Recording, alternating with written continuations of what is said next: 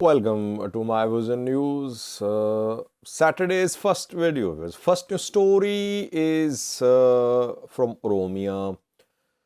A disturbing video is being shared, which is reportedly from Oromia, though the video could not be geolocated. It's difficult to geolocate this video. It's almost impossible. But most sources say the video is from Oromia. It's a very disturbing video, graphic one. I cannot show you this video. The video shows some security officials cutting off neck of a victim who seems to be dead. So the perpetrator is cutting off neck of a dead body. Who is the one who is cutting off this neck? Is he member of Ethiopian National Defense Force or Amhara Fano militia member? And who is the victim? Oromo Liberation Army member. Details for you. Secondly, PM Abiy is back in Ethiopia. A few hours ago, he landed in Addis Ababa. What did he achieve from his visit? From his participation in US-Africa summit? Yes, it has been confirmed, as we reported a few hours ago, that he had to cancel his talk at a venue in Washington, D.C. Thirdly, Amhara Student Association president has been arrested. So this campaign of arrests in Amhara region, which started in April this year, is continuing. And lastly, naval blockade of Eritrea is being recommended by some US congressmen who are seen as pro-TPLF. Eritrean information minister few hours ago responded to these efforts being made, recommendations being made by some US congressmen regarding naval blockade of Eritrea. Can a naval blockade be put in place? Naval blockade of Eritrea by US? Firstly, viewers, a disturbing video is being shared. I can only show you a few screenshots. You can see the screenshots, cannot show you the graphic video. As a policy, I never share any graphic videos, pictures on this channel. The video shows a man clad in a uniform cutting off neck of a dead body. Quality of this video is not very good. So it's difficult to say who is the victim and who is the perpetrator.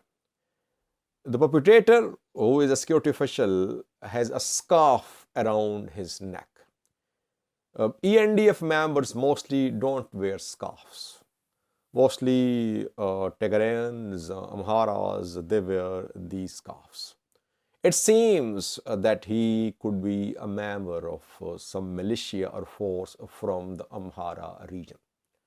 Standing alongside this perpetrator is another security official who seems to be clad in uniform of Ethiopian National Defense Force. Again, I'm saying that quality of this video is not very good. That it's difficult to say for sure what is the identity of these security officials. It seems that either ENDF member is the one who is slaughtering the dead body, or he is the one who is standing with the person who is cutting off the neck. But ENDF presence seems to be there in this video, which is the most disturbing part.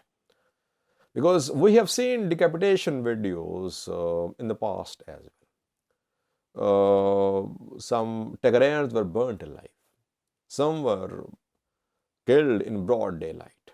Most of these videos did not involve Ethiopian National Defense Force. Mostly regional forces were involved, militias were involved. Fano is notorious for cutting off necks of its enemies. But this time, it seems to be the there seems to be the presence of Ethiopian National Defense Force.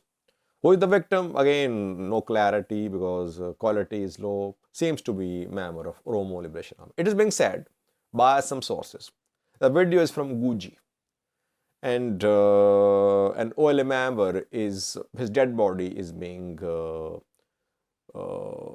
slaughtered. He's being slaughtered. His neck is being cut off. And we have seen videos a few days ago showing Fano members with some decapitated bodies of OLA members.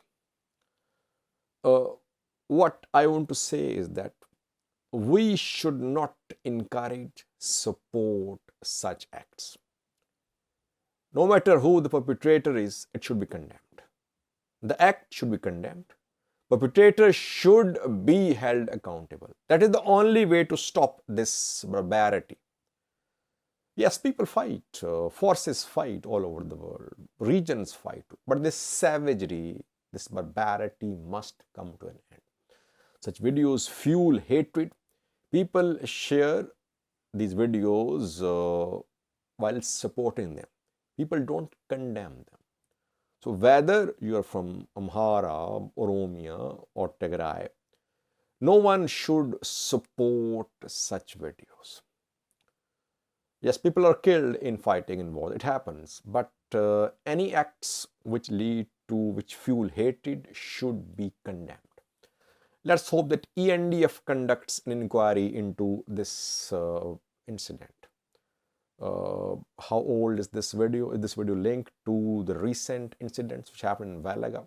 But Guji is in southern Oromia, not in Valaga. So several questions. Hopefully government, Ethiopian federal government, Ethiopian Human Rights Commission, Ethiopian Intelligence Agency will launch investigation into such videos and bring perpetrators to justice. That is the only way to put an end to this barbarity. Secondly, viewers, PM Abiy is back in Addis Ababa. It has been confirmed a few hours ago. He landed back in Ethiopia. And yes, he had to cancel his talk at Council on Foreign Relations in Washington, D.C. And he had to cancel his talk because of joint protest by Tigrayans and Oromos. In the previous video, I said that Tigrayan protest forced him to cancel his talk, but now it has been confirmed that both Tigrayans and Oromos, they protested, they took control of the entrance of the venue, and PM Abiy had to cancel his speech, his talk at the venue in Washington, D.C.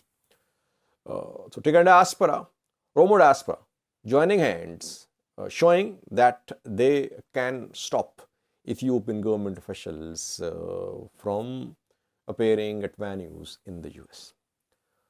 What did he achieve from this visit? Difficult to say now. We'll have to wait. Why? Because his first objective was to repair his tarnished image. Because he was being portrayed as global pariah a few months ago and a global outcast. But now he has been able to sit with Joe Biden.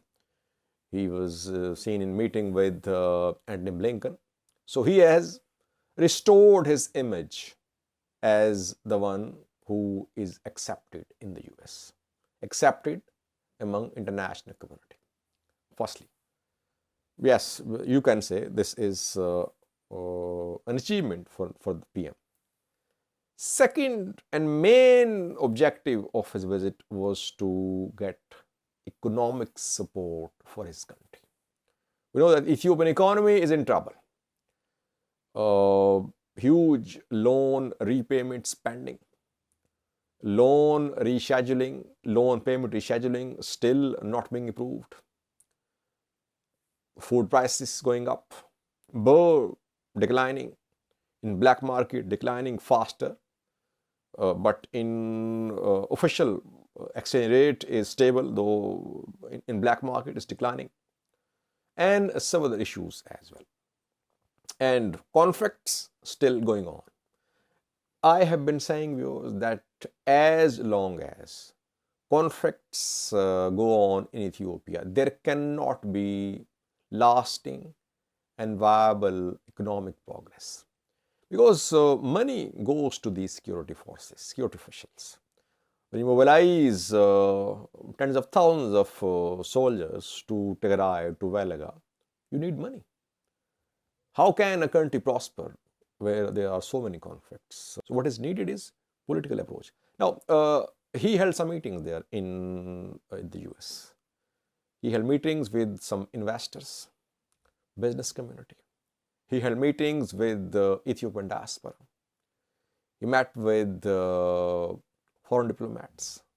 He met with Joe Biden, Antony Blinken, US top officials. And he held meetings with international financial institutions as well. He was seen with IMF MD. So what he wanted was to get approval for loans or some you can say green light that loans will be granted, that loan payment rescheduling will be approved. We'll have to wait a few days to see which progress was made by the PM in his visit of the US. Did he get anything or did he return empty-handed? That remains to be seen. We'll have to wait a little. But he has repaired his tarnished image on global level. Thirdly, viewers, Amhara Students Association president has been arrested. I think the second time that he's been arrested. He was arrested a few months ago as well. His name is Ashato Gatnet. Ashato Gatnet was arrested in Bahirdar. He was at a restaurant reportedly with a friend. There he was arrested. Who arrested him? Federal forces or regional forces? Reportedly, regional forces arrested him. Why? It's not clear. Last time when he was arrested, it was linked to protests at Amhara universities, Amhara region-based universities. Students were trying to mobilize, they were trying to start a movement after government launched a crackdown on foreign fighters on dissenting voices in the Amhara region. Back then, we saw protests at universities in the Amhara region. And that is why student leadership was arrested. Ashato remained in prison for some time. He was released. And once again, he is in prison. Fourthly, viewers, a US congressman is proposing naval blockade of Eritrea. Brad Sherman is a US congressman, seen as pro-TPLF. Pro-Ethiopian government diaspora, Eritreans, they accuse Brad Sherman of being on the payroll of TPLF. And he has been very vocal against Eritrean, Ethiopian governments, proposing sanctions against the two governments. And now he is speaking for the withdrawal of Eritrean military from Tigray. He is proposing, and he has held some meetings as well in the US. He met with Joe Biden a few days ago, and this week when top African leadership was in US, he held meetings, Brad Sherman, with African leaders. And after that, he proposed the same solution, naval blockade. He says, US military, other states, ship owners, insurers, all should be involved to put a sort of naval blockade in place around Eritrea. All ships leading to or from Eritrea should be stopped, questioned, and checked. Blockade ships carrying food, medicine should be exempted. But ships carrying luxury items should be stopped, thoroughly checked. And that is the only way to force Eritrea to withdraw its troops from Tigray. He acknowledged that US did not have lots of options to force Eritrea to withdraw forces from Tigray. But naval blockade could be one of the available options. Immediately after Brad Sherman proposed this solution, Yamana Gebremeskel, Eritrean information minister, responded. He said, imperial hubris on full display. So he accused Yamane, Congressman Brad Sherman, of being of having imperialistic pride and imperialistic arrogance. Is this solution workable? Can US put in place naval blockade of Eritrea? I don't think US will go for it. US is not militarily involved in Africa. In most parts of Africa, you can say, though US is part of ongoing operation against Al-Shabaab in Somalia. But US is not involved in any operation, in any visible operation against a state in Africa. US has been fighting armed factions in Africa. And if US starts imposing naval blockade on Eritrea, it will have repercussions. African countries could turn against US. China, which has a naval base in Djibouti, could intervene in support of Eritrea. Russia as well. So I don't think the solution is workable. It will lead to further tensions. If it happened, we don't know if it will happen or not. If it happened, if US decided to put in place a naval blockade on Eritrea, it would lead to tensions in this region. Tensions between US and the countries, tensions between US and China, US and Russia. Eritrea is a staunch supporter of Russian foreign policy. And Russia will not let one of its allies in Africa to be put under a blockade. Russia will not sit silent. China could intervene.